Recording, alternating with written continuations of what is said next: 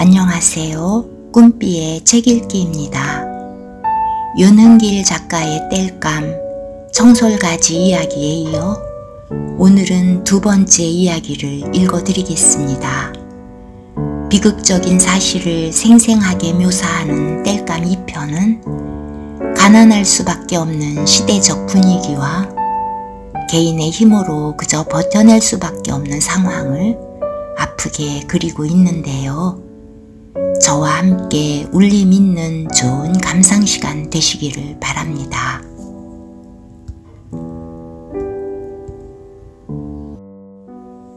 땔감 2. 역군내로 숨어들던 첫날의 그 호된 떨림은 가히 살인적이었다. 철도경찰이 총을 들고 보초를 서는 판이었다. 입환선 레일 위로 차갑게 내리쏟치는 탐조등 불기둥을 우회하여 자갈바탕을 기고 침목과 침목 사이를 건너뛸 때 마구잡이로 벌렁벌렁 노는 심장을 나로서는 다스릴 재간이 없었다. 너 엄마! 소리내지 마!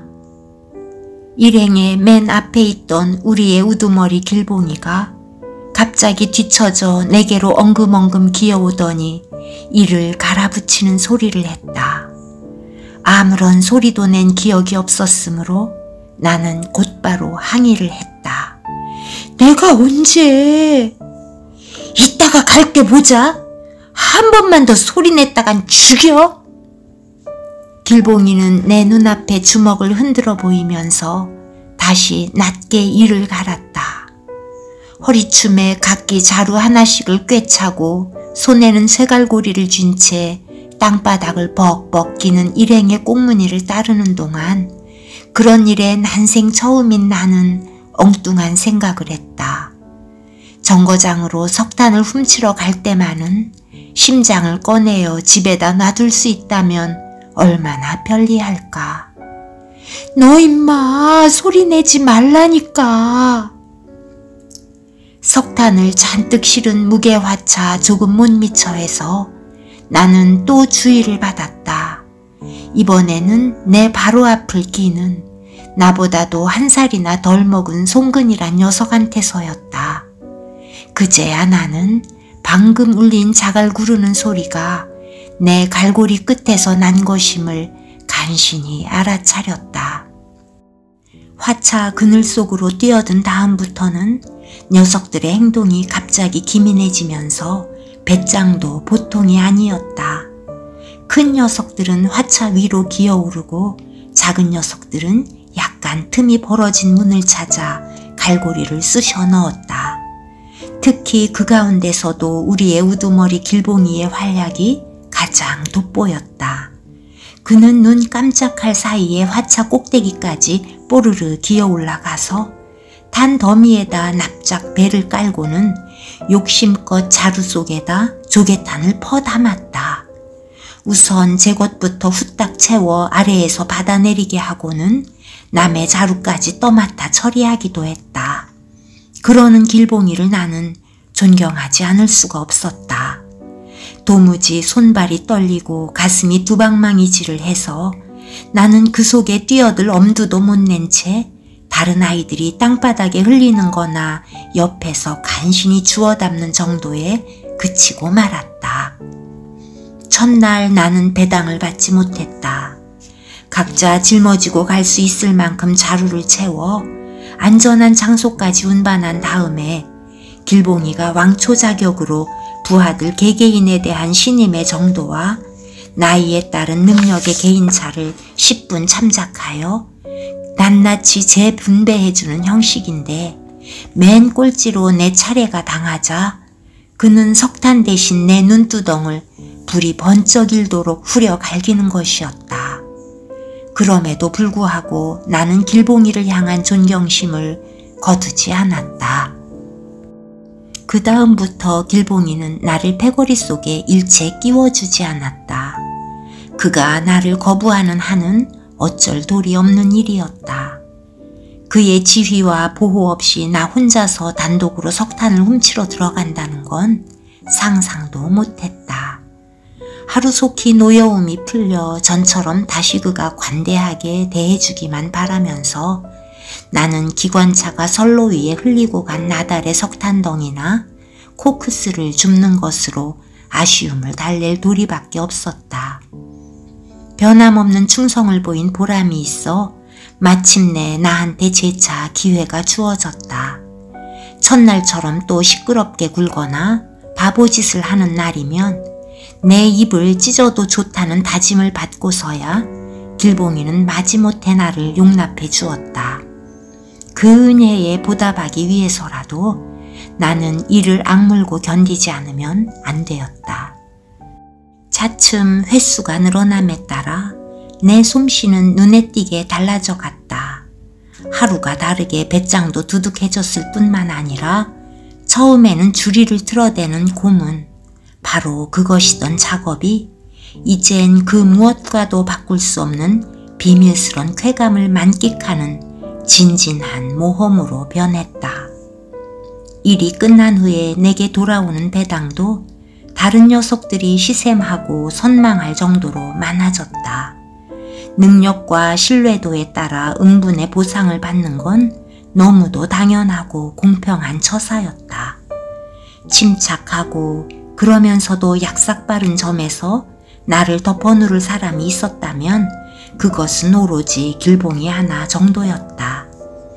그래서 사변 직전까지 나하고 같은 반이던 진권이가 제발 좀 끼워줄 수 없느냐고 길봉이한테 알랑방귀를 낄 때 신출내긴 위험하니까 곤란하다고 누구보다 앞장서서 반대한 사람이 바로 나였다.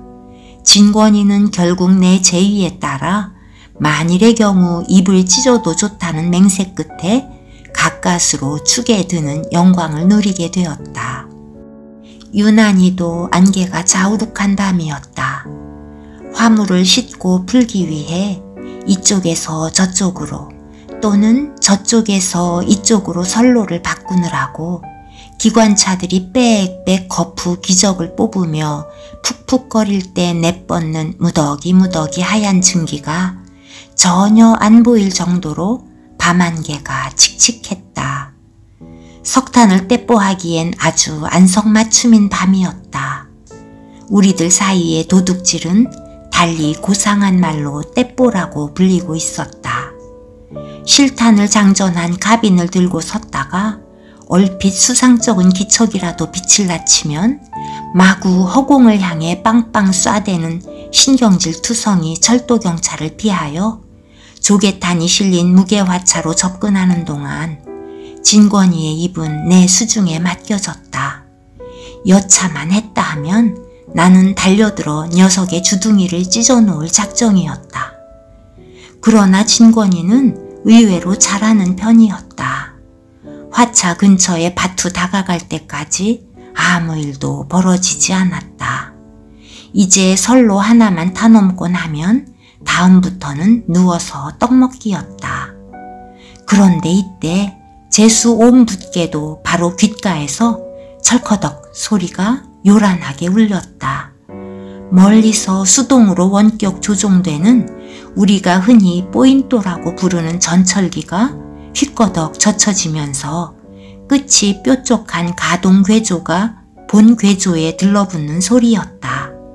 철커덕 소리와 거의 동시에 진권이란 녀석이 느닷없이 귀청이 째지는 비명을 지르기 시작했다. 기적 소리만큼이나 크고 긴 비명이어서 참으로 낭패스러운 순간이었다. 아가리 닥쳐 개새끼야! 앞쪽에서 길봉이가 이를 갈았다. 넌마 소리 지르지 마! 나 역시 이를 갈았다. 그런데도 녀석은 비명을 그치지 않았다. 이런 병신 같은 자식! 주둥이를 닥치게 하려고 나는 녀석 옆으로 불불 기어갔다. 그러자 이때 길봉이가 몸을 벌떡 일으키면서 소리쳤다. 오늘은 다 틀렸다. 튀자. 덩달아 나도 몸을 솟구치면서 이렇게 협박했다. 진권이 너 임마 이따가 죽는 줄 알아? 겨우 비명이 멎었다. 하지만 녀석은 다들 똥줄기 당기게 도망치는 판인데도 선로 위에 엎드린 채 죽은 듯이 꼼짝달싹도 하지 않았다. 비로소 의심이 부쩍 들었다. 어쩌면 벼란간에 울린 철커덕 소리에 혼이 달아나서 지른 비명만은 아닐지도 모른다는 생각이 어렴풋이 떠올랐던 것이다. 그러나 그때는 이미 길봉이의 꽁무니를 쫓아 나는 정신없이 뛰고 있는 참이었다. 철조망에 뚫린 개구멍을 빠져나온 다음 뒤를 돌아다 봤으나 진권이는 끝내 따라오지 않았다.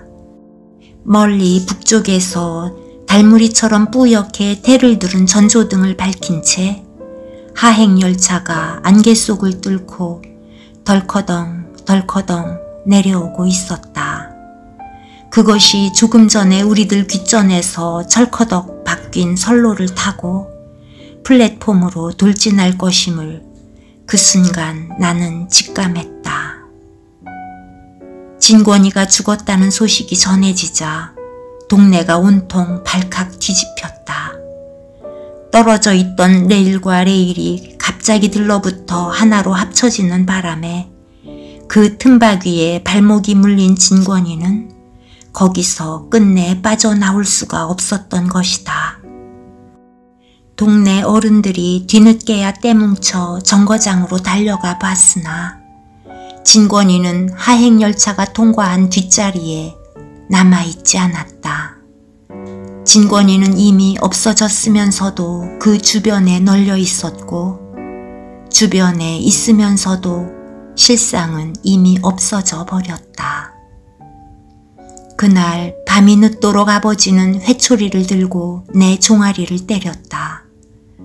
회초리를 일단 내렸다가 다시 드는 그 사이사이에 아버지는 똑같은 말을 골백 번이나 되풀이하고 있었다. 이놈아, 누가 너더러 도둑질하는 자리 따로 댕기라고 시키드냐? 너 애비가 시키디야, 너 애미가 시키디야. 그러다가 아버지는 막판에 가서 회초리를 내 손에 건네주고는 자신의 바짓가랑이를 돌돌 걷어올리기 시작했다. 놀랍게도 아버지는 소리 한마디 없이 눈물을 흘리고 있었다.